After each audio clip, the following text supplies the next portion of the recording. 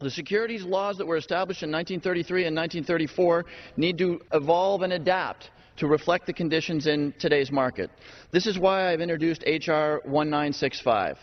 This bill would allow banks and bank holding companies to remain private to a point at which they believe it is in their interest to go public, undertake the fairly lengthy and complicated process of public registration at a moment when it makes sense for them to go into the public markets.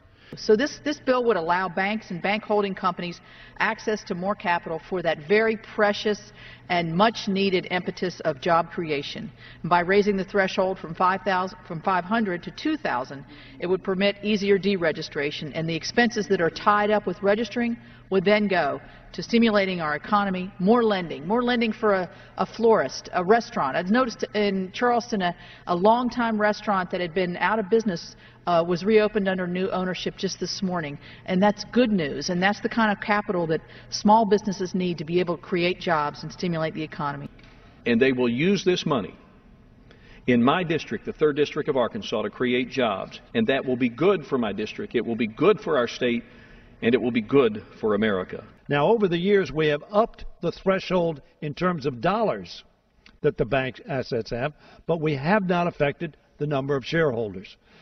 To reverse this registration, they are then forced to lower their number of shareholders by buying back stock, which all too often means losing local shareholders who keep these banks connected with their local communities. This is a very proactive, bipartisan step that this body is taking that, as it goes over across to that next chamber, needs to be addressed. We need to do this because we must modernize, we must update, we must do these things to remain competitive on a world market. And, Mr. Speaker, I appreciate the opportunity and am pleased that I could rise in support of that bill.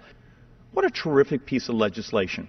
And it's one of those moments where you stand here and you look across the aisle and you find yourself smiling, saying, this is terrific. We're doing something bipartisan.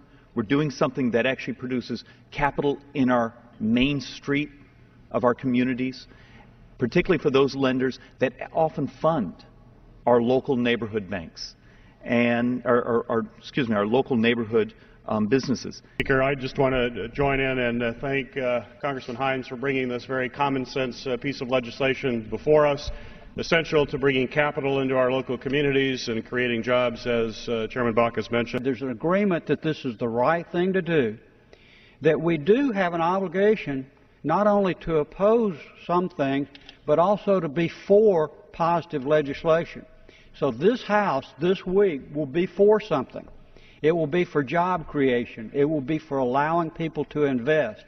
It will be enabling companies to attract that capital and hire people.